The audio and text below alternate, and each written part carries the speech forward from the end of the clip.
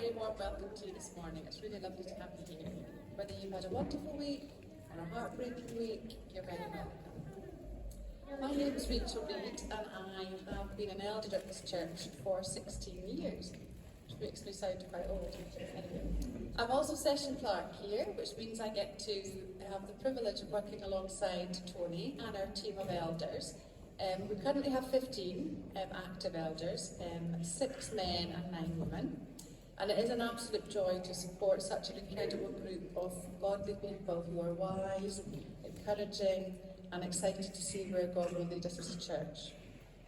The elders meet around 8 times a year to discuss business, day-to-day running of the church, finances, to take new ideas forward, to pray and study together. And we thought it would be quite useful for you and interesting for you to know who your elders are. So I'm going to invite those of them that are here today to come up and introduce themselves. They've been given the remit of being allowed 1 sentence each, so we'll see how some of them do that. But they're the people to approach if you've got anything that you want to discuss about the church, if you've got any new ideas you want to take forward or anything you want to introduce. So I'm going to invite the elders to come up now and introduce themselves to you.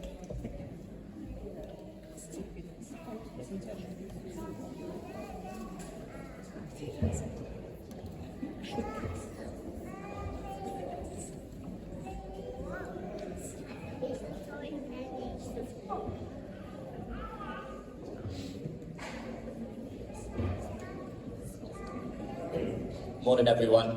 For those of you who don't know me, my name's Tom Spencer. I think one of the things I love about being an elder is getting to know everything that's kind of going on in the church and meeting together regularly with a great group of people. And it's just, it's really good fun. That was 1 sentence.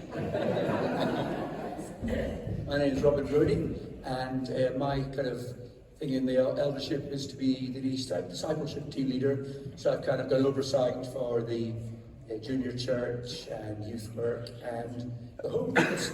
Thank you. I'm Bryony, I'm married to Robin.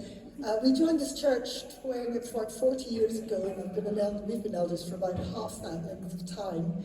And for me, it's just been a complete joy to see what God has done over that period of time and to look out now for new things that He's doing and getting alongside that and help things to move forward and not to be afraid of change. That was all 1 sentence. Good morning, I'm Denise Scott. I'm one of the newer elders in the church and I'm still learning L plates, but I'm enjoying learning how it works. Good morning, my name is Mary Marshall. It's been my privilege and joy to be a member of this church family for over 30 years, and it is just, I could do that's Jane Tuesday. And it is wonderful to be able to not only worship here on a Sunday morning, but be involved in other activities during the week and meet so many wonderful people. Thank you. Good morning, my name's Mike Scott. My sentence has a lot of commas and semicolons in it. I've been an elder here at the West Church for 9 years now. I'm currently the property convener. I come from Northern Ireland. I'm a civil engineer. I've joined the oil industry in the mid-80s. Worked for 22 years as manager of North Sea oil platforms and retired 5 years ago. Hi, I'm Ian Meafy. I've been a member for, I think, almost 40 years now. Been an elder for 35. I know that's hard to believe, but currently I convene the Finance, Fabric and Facilities Committee, and I'm the least appropriate person that could be doing that because I'm absolutely useless at anything to do with administration. But I've got a very talented group of people to support me. Morning, I'm Malcolm Taberner. I've been an elder here since 1998, which is quite scary when you think about it. My specific role on the Kirk Session is to be the link between the Kirk Session, the church, and the food bank. And that comes about because the food bank operates under the charitable status of the church, which means that all these people here are the board of trustees for the food bank.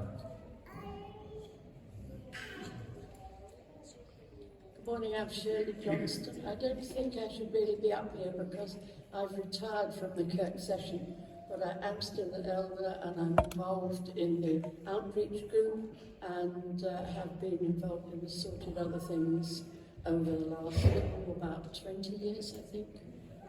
But the fellowship here has been a joy and a support, and I hope it's what you all find. Hi, my name is Kirsty Gibson, and I would say I'm a baby elder. I've only been an elder for 11 months here. I just love this church family, and I love that we all here get to be the hands and the feet and the heart of Jesus in this community and in this world. Thanks. Good morning, my name is Christine Mickey. I've been a member here since the mid-80s. Throughout that time, like so many others, I've had real highs in my life and real lows in my life. And this place has always been a place where I find peace, joy, comfort, challenge. And as I look out, I see so many people that are my friends and people that have supported me and my family throughout all these ups and downs. And I think it's because of that I became the pastoral team leader, because I had received so much love and support from this church that the least I could do was give back a little bit. Thank you. Hi, I'm Emily and I'm late for everything. But those who are last will be first, right? No, I'm joking. I am late for everything. Stuart is not here, so we're both elders. He's been an elder longer than me. I've been an elder about 11 months, and like everyone's saying, love this church community, love to be involved, and my lateness doesn't match my passion for God. I'm much more passionate about God than I am in punctuality. But yeah, that's me, involved in worship and junior church as well, and love God.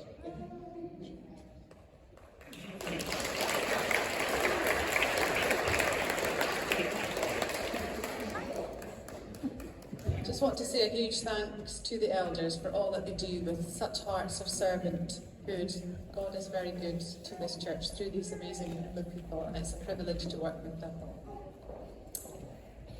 Let's invite now the musicians up, please, and we're going to sing a couple of songs together, Come Before God and Worship.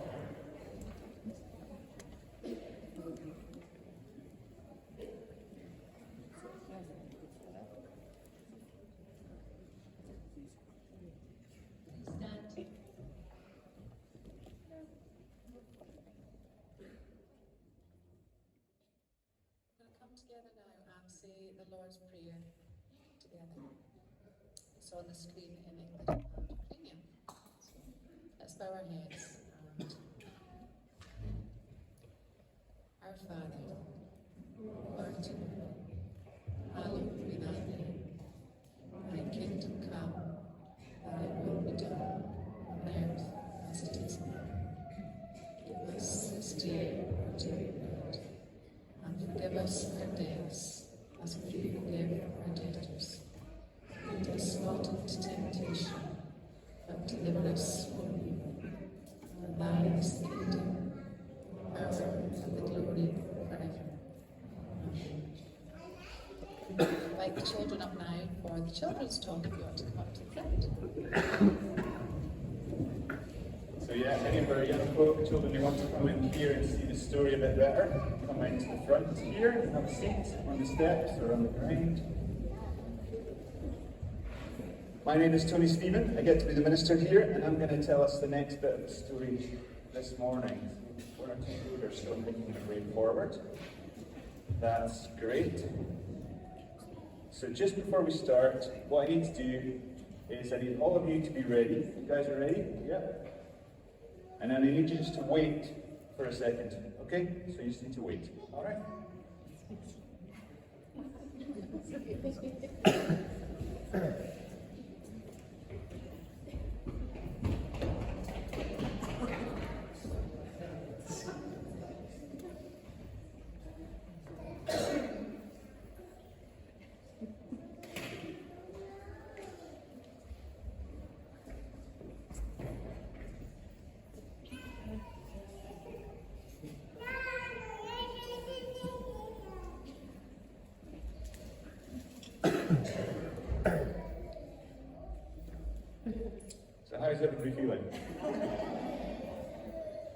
awkward? Hands up if you found that really awkward. Nobody likes waiting.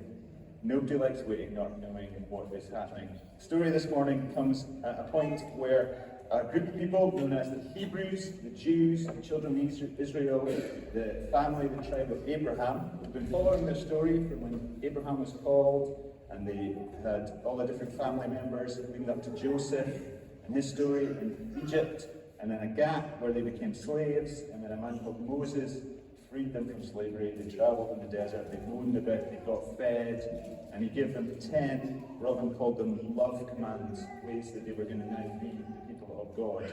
Well, while they were there, at the same time that God was speaking to them, speaking to Moses, and giving them those commands, at one point Moses did exactly what I did at the start here.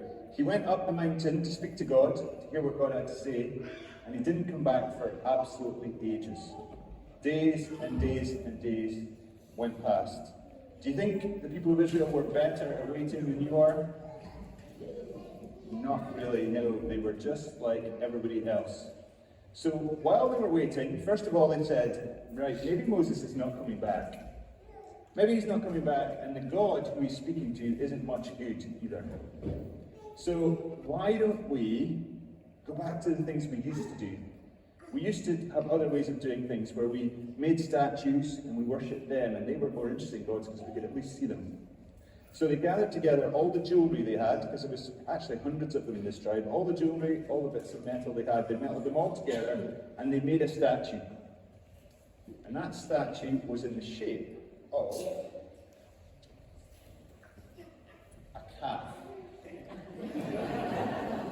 Now, I come from a farm, but I couldn't bring an actual calf this morning, and I didn't have a golden calf in the house, but I've got Angus, the bull here, so he's going to be our calf this morning. So they made this calf, and it was actually Moses' brother, Aaron, who helped him do it, so he wasn't really trusting his brother much to come back either. So they made the calf, and they put the calf in the middle, and they said, this is going to be our God, and then they proceeded to have a massive party. And just forget about everything that God had already just told them about all these love commands about what they were supposed to be. Instead, they just had a big party. Well, God, what do you think God thought of this? Do you think he was, hands up if you thought he was really happy?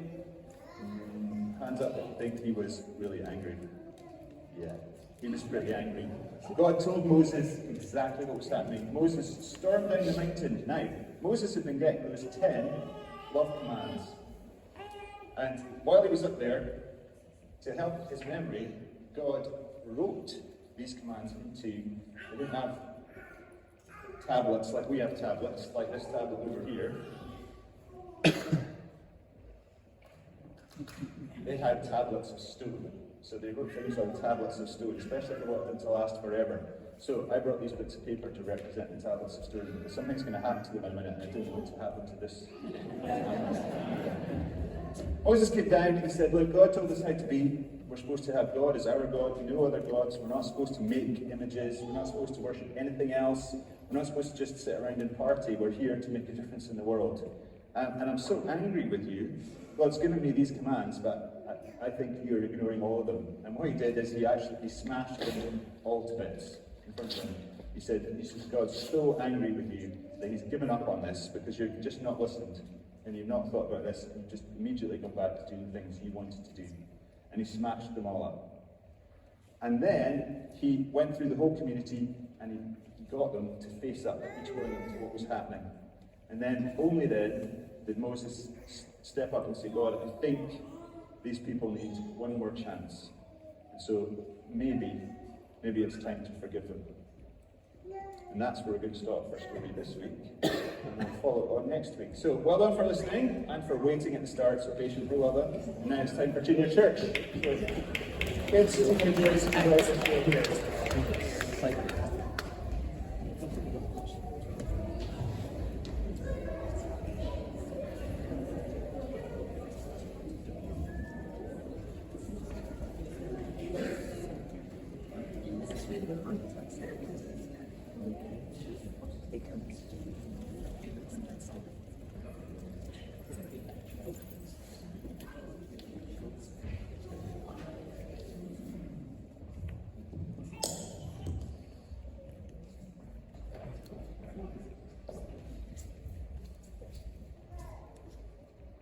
one or two bits of news to share with you this morning, and then it'll be time for Rachel to lead us in our time of prayer. First is just to let you know that every Friday now, from 12 till 2, we have a warm welcome soup lunch on for anybody who might need it. It might be people want company, it might be people want hot soup, it might be that people want a break from having turned down the heating in their own house. It might be that the Wi-Fi and the fact we've got a space here they can use for all sorts of different reasons might suit them. And please do tell people about that. If you think that might benefit you or anybody else, let them know about that every Friday night for a while until we see how the uptake goes. We're going to have that soup lunch together on Friday, so look out for that. You heard the elders introduce themselves this morning, and a few of them mentioned different roles that they take. One of those roles is the pastoral team leader, and Christine has been doing that for many years, at least 20, I think. We're used to over 20 years. And as I've been announcing for the last few weeks, Christine's setting that work down at the end of this month, so just one more Sunday. And that leaves an opportunity. It leaves an opportunity, actually, like an awful lot of roles in our church, for actually a number of people to get involved. Christine's worn a lot of different hats. One in particular has been the pastoral assistant, and she's taken the lead on a lot of the funerals and bereavement care in our church, and to some extent she's going to continue to do that. And as we kept saying the last few weeks, Christine's not moving away or leaving the church. But there are opportunities within what we call the pastoral team. And the pastoral folk who are interested in pastoral care just means how we care for each other, how we look out for each other. And our church, for many, many years, is focused on the fact that as a church community, we look after each other. We don't expect one person, one individual, anybody to be a specialist in something like this. We look after each other. And largely, we do that through small groups. Now, some people are part of Bible study groups, some people are part of friendship groups, some people are part of teams that they actually specifically go and do active things together. Some people are part of projects, some are part of the musicians, all sorts of different things. We're all in different kind of networks, which often are the places we find support, find it when other people have needs, and we can work out ways that we can meet those needs. We want to encourage that again. We want to make that even stronger. And so our discipleship team, led by Robin, always focuses on that, and our pastoral care team builds on that, and together they're really going to highlight that in our church service next Sunday, and we'll hear a little bit more about what that means to particular people. So we want to keep that focus going. So what the opportunities that are left as Christine steps aside and lays down those responsibilities are primarily for someone to be a champion for pastoral care in our community, someone to keep it as a focus for us. The second thing is for someone to add to our team of people who are points of contact. So obviously if people know about others who have particular needs, they tell me, they contact the office, and currently they contact Christine. So it'd be good to extend that contact list so we've got different points of contact. Beyond that, there are other opportunities that may be other people. It might not just be one person who takes on those roles. They're a little bit more administrative. We often find out when people have maybe new families or have just a recent illness that we can help out by delivering meals and those kinds of things. And it's setting up a wee rota to do that. That's quite a simple operation. That's an administration part of the role, and somebody else could probably do that. We also have a really dedicated team of people who are willing to visit people, and we partner them up with folk who are maybe housebound or in need of fellowship or need of friendship. And often everybody on that team says that they actually get much more out of the relationships they are supposed to be giving to than the person who they are paired up with. But anyway, there's a bit of coordination needed within that team as well to make sure that when we know about these needs, we introduce them to someone else. So, please pray over the next wee while about either an individual or individuals you think would be able to fill some of these roles. Pray about it for yourself. Talk to people yourself about folk you think have got the gifts for that. And also, as we're all going to be doing over the next week, well, just remember in your prayers a huge amount of gratitude to Christine for all that she has done so far and for what she does next. Along the same lines, we also, a little bit further out, are looking to a point where Chloe Spencer, who's our youth coordinator just now, is also going to set down her role and focus a little bit more on her family and on some new challenges. So that's not until the end of March. But meantime, we're going to get ourselves together and start shaping how that role is going to go in the future, and also actively recruiting and looking for someone else in that role. So again, that's a matter for prayer. Please pray yourself about people you might know who might be interested in that kind of role, or for the folk who are out there that we might reach out to, and how that's going to serve our church as we go forward in that. So again, a huge amount of thanks to Chloe for everything that she's done. Just like Christine, she's not going away. She's not going to stop being involved, but she's setting down this particular role, so there's another opportunity here. And then just finally, that we still are hoping that we can get 2 more people to get involved with our junior church, particularly in our littlest age group working with the toddlers. And it's a really amazing opportunity actually to spend some time with them as we show them how much we care and they play and they get to eat together. So we're looking for 2 more people to be lead people for junior church that can just help our rota and make sure that people aren't spending too much time out of church on a Sunday morning, because that's one of our priorities. So again, pray about that, think about whether it's you or if it's somebody else you think would be good at that, you can speak to them. Rachel's going to lead us in prayer.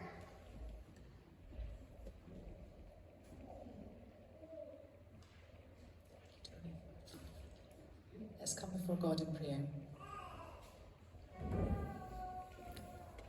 Lord, you have promised that we can come boldly to your throne of grace and get mercy and find grace to help in times of need. With this assurance, we come before you and pray for those who are hurting, the lonely, those experiencing loss, and those grieving. You know every tear, wound, hurt, and joy. We ask that you heal these wounds, send your peace, love, and presence. Draw near to those who feel hopeless. Let them see your footprints during the tough times, knowing that it was you that carried them. Continue to think of those heartbroken as a result of the earthquake in Turkey. Send comfort and strength to those in need. Lord, we thank you too for all the good news stories and times of joy, for the miracle of each new birth, the promise of hope in the future. We thank you for loving families, warm houses, your provision of food every day. Thank you for the blessing of this church family and the unity and love that comes from knowing and following you. Thank you for the hope that each new day brings. Give us the strength, courage and wisdom to be your hands and feet in the opportunities of every day. Help us to love you and love and serve others for you. In your strength, all things are possible. And for this, we're hugely thankful. In Jesus' name, amen. We're now going to have a song. This morning's reading is taken from the Gospel of Luke, chapter 14, and reading from verse 25 to 35. And I should warn you, it's a difficult passage. But fortunately, Tony's going to tell us what it means afterwards. So large crowds were traveling with Jesus, and turning to them, he said, "If anyone comes to me and does not hate his father and mother, his wife and his children, his brothers and sisters, yes, even his own life, he cannot be my disciple. And anyone who does not carry his cross and follow me cannot be my disciple. Suppose one of you wants to build a tower. Will he not first sit down and estimate the cost to see if he has enough money to complete it? For if he lays the foundation and is not able to finish it, everyone who sees it will ridicule him, saying, 'This fellow began to build and was not able to finish.' Or suppose a king is about to go to war against another king. Will he not first sit down and consider whether he is able with 10,000 men to oppose the one coming against him with 20,000? If he is not able, he will send a delegation while the other is still a long way off and will ask for terms of peace. In the same way, any of you who does not give up everything he has cannot be my disciple. Salt is good, but if it loses its saltiness, how can it be made salty again? It is fit neither for the soil nor for the manure heap. It is to be thrown out. He who has ears to hear, let him hear. Here endeth the reading.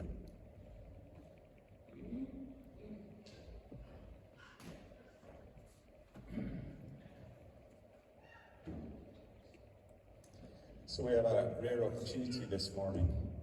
I'm going to invite Slava and Svetlana to come forward. Slava has just come to be hosted with his family here with us, and we've been starting to get to know him. And he's been asking for a wee while to share in church, but he wanted someone who could interpret for him, so Svetlana has kindly come along to do that for him. So Slava is going to tell us a little bit about himself and his story and why he's here. Svetlana is going to do the speaking. And then we're going to think a wee bit, maybe at the end, a little bit more about this passage that Don has read for us. So, over to Мир вам, дорогая церковь. Peace to you, wonderful church. Я очень люблю это приветствие. I like so much this great peace to you. Is it great peace to you, wonderful church? Так приветствовал Иисус Христос, когда приходил к людям, Он говорил мир вам. Jesus Christ was saying this when he came to people. He was coming to people every time. Я ваш брат, меня зовут Слава. Я также люблю Бога, как и вы все, и тоже люблю церковь. I'm your brother. My name is Slava. I love God as you love Him, and I also love church. Я с Украины. Я попробую немножко, чуть-чуть рассказать о том, что церковь делает в Украине. Slava is from Ukraine. He would like to tell us a short story what is going on now in Ukraine and how church is helping people in Ukraine, trying to help them. Excuse me, could you stand in front of the microphone?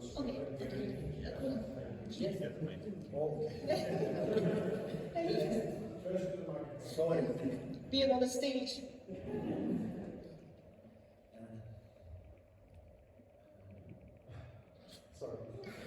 Как церковь помогает. Yes.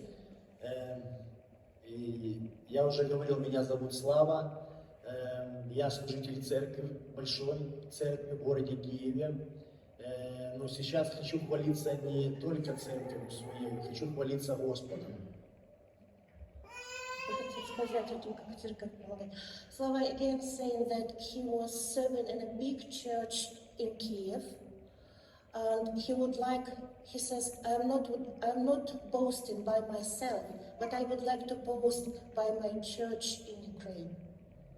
И первым делом хочу поблагодарить всех вас, так как это очень важная часть в моей жизни быть благодарным. First of all, Slava would like to thank me to thank all of you. Because you take us here, you help us here. I'm so grateful, he says. Потому что вы все принимаете активное участие в жизни Украины.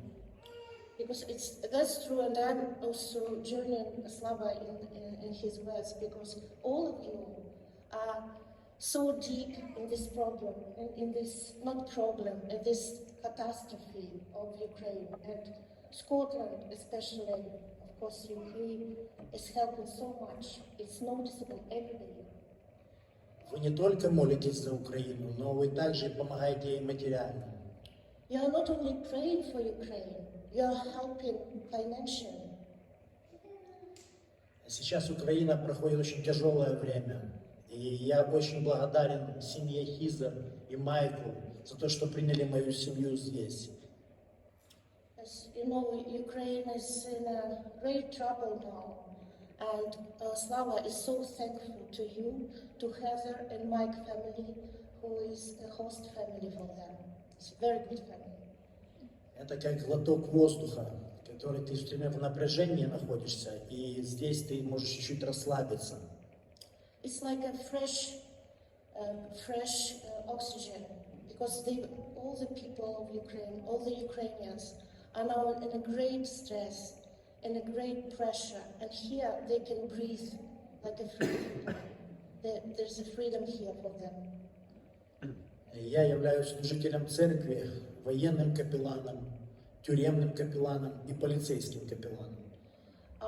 Slava says that he is working in 3 directions. He is a police priest, he is a prison priest, and he is a military priest. С 2014 года, когда началась война, я начал сразу ездить, наша церковь начала сразу ездить на фронт. Since 2014, when Russian army came to Donbass, and this is Crimea, Slava started to go to the churches, all the churches in Ukraine. Мы помогаем ребятам, которые защищают Родину. Мы служим им не только Словом Божьим, но и также делом. Пытаемся что-то им привести, что-то поддержать, быть полезными, чем мы только можем. So they not only have services with their soldiers on their fronts, they bring food, they bring, может быть, вооружение тоже привозили, нет? Food supplies, clothes for the soldiers on the fronts. So it's not only services, it's help in any direction. I asked him about the armaments, he said no, just food supplies and the clothes and the services. Я еще раз повторюсь, Украина переживает очень тяжелое время, но благодаря вам, вашим молитвам, я верю так, что мы еще держимся. So I would like to repeat again, it's a hard time for Ukraine, but because of such people like you, of course, such people like you here in Scotland, we can survive, he says. We can survive, we can go to the victory. There is a hope. Спасибо вам большое, что вы есть. Мне не так много времени, но я благодарен также Майклу, пастору церкви, который дал мне возможность сказать здесь о славе Божьей, о том, что церковь делает в тяжелое время в стране. Thank you very much for you being here with us today. And so I would like also to say thank you so much, Mike, for your help, for your support, for your praying for Ukraine. Thank you.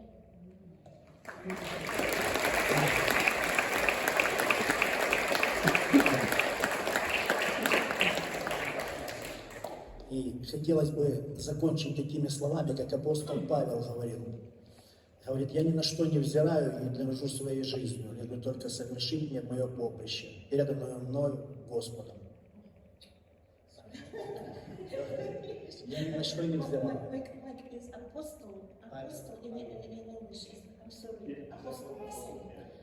And Slava is speaking about Apostle Pavel, who said once that I'm not caring about anything, but I should make the main thing in my life to serve God, to help people. Спасибо вам за все. Пусть Бог вас благословит. Thank you very much for everything. God bless you.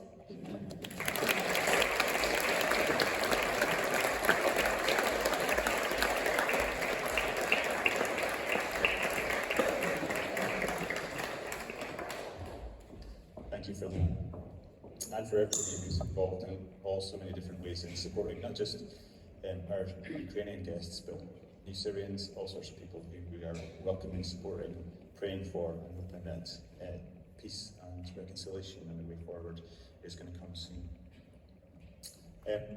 Dawn introduced our Bible reading this morning. It's a difficult one. I think you could say that every week, or no weeks. I think the joy in the scriptures as they reveal themselves to us and reveal the God behind them to us is that we get to wrestle with them, and that's the way they're designed. They're designed to be wrestled with together, not necessarily just focused on by yourself, and certainly not by someone who tells you what they mean. If God had wanted the scriptures to be boiled down to 6 or 7 bullet points, he would have done that. But he didn't. He gave us his creation, he gave us his spirit, he gave us his people, he gave us these scriptures, he gave us Jesus of Nazareth as different ways to reveal himself, and he invites us into something.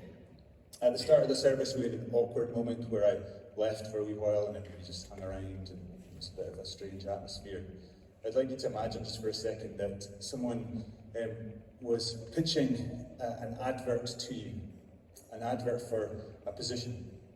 And they said to you, right, To fill this position, you have to hate your family, you have to give away all your possessions, and you have to prepare yourself for a really painful death. Does that sound like an enticing prospect? It sounds even more intimidating than taking on the pastoral team coordinator role, which is not as intimidating as it sounds at all. It's not really something that would inspire many people, and in first reading, as we heard it read this morning, that's kind of a bit what it sounds like Jesus of Nazareth is saying. Now, we have to remember that Jesus is on this journey. I mean, he's doing this bigger project of revealing so much about what God has always been doing and how that's changing. But he's on this particular journey from the north to the south to the capital city, and that is where things are going to come to a head, and he knows already that that's going to come to a head, where all the forces that are working against him are going to conspire together to execute him publicly at the hands of the Greek and the Roman machine. And in that context, as he meets people and as he interacts with them, he responds to them, he demands responses from them, and he says things often to get a response. And at this point, he's talking about those who would join in with what he's doing. If I was to reframe, say a little bit differently what I just said about a position, if I was to say there is a terrible, terrible tragedy, a humanitarian catastrophe, where people urgently need medical supplies and help, food and water. And if I said I was putting together a team that was going to go on a journey to meet those needs, and the people who weren't to be part of that team, they had to know that first of all they were going to have to say goodbye to their families, because there is a real risk they may not be coming back and they're going to be away for a long time. I would hate to have to say to them that it's going to be a difficult journey, so you have to leave as much as you can behind and travel light. And I would say there is a huge amount of risks on the journey and in the situation we're going to, that you may not come back. And I think an awful lot of us would respond really positively to that opportunity. And that is exactly the same thing that Jesus is saying to the people he's speaking to on this journey at this point. He's not saying, this is horrific, why would you take part in it? He's saying, this is what, right at the root of what we talked about in the children's story this morning, this is what we are made to be. We're made to be part of what our God is doing, and that is putting the world back together. And in the most difficult situations, we are going to have to go into those, and we're going to have to leave behind everything. We're going to have to travel light, and we're going to have to risk that it may actually be the ultimate sacrifice of our own lives, which is what he is prepared to. And he's not saying that because it's something unusual. He's saying this is what we were made for. The priority of that rescue mission is more than everything else. Jesus is a Jewish speaker, and in a Jewish way of writing, but particularly of speaking and standing up and talking to people, there are different techniques you would use, and one is a huge amount of exaggeration. When Jesus stands up and says you need to hate your family and your brothers and your sisters and your children and even your own life, he doesn't mean for a minute the kind of hate that we are talking about. This is the man who said you have to love God more than anything else. You have to love your neighbour as yourself. You have to love your enemies. Not for a second who's listening to him thinks that he actually means hate. The way of exaggerating against love and hate is a really Jewish way of just pointing out different priorities. And what he's saying here is that this mission is so important that it has to be even more important than your own family, that you can't use your family as an excuse in this case. He's not saying families aren't important, but he's saying nothing is more important than this God, what he's doing and being part of that. He then talks a little bit about counting the cost. He talks about planning. He gives two examples. He talks about building a tower. He says nobody who builds a tower doesn't sit down and work out all the materials you're going to need, everything that's going to cost, or otherwise you only get a wee bit on your tower and it looks ridiculous and everybody thinks you're a failure. And similarly, if you're about to wage war on someone else, again, you work out what your resources are, what their resources are, whether you're even going to have a chance of winning, and it may be that you actually decide not to go to war. Instead, you negotiate for peace instead, and that way you save your own people and other people, and you work out the cost. All of that makes sense in what he's thinking, but at the same time, the people he's speaking to will know he's actually having a dig at two different figures in his society at that point. One is the king of the Jews, King Herod. King Herod wanted to have his own reputation. He was really insecure because he wasn't really a legitimate king. He hadn't been anointed by God. He wasn't even part of the right family, although he was Jewish. And he loved all the power that the Romans gave him.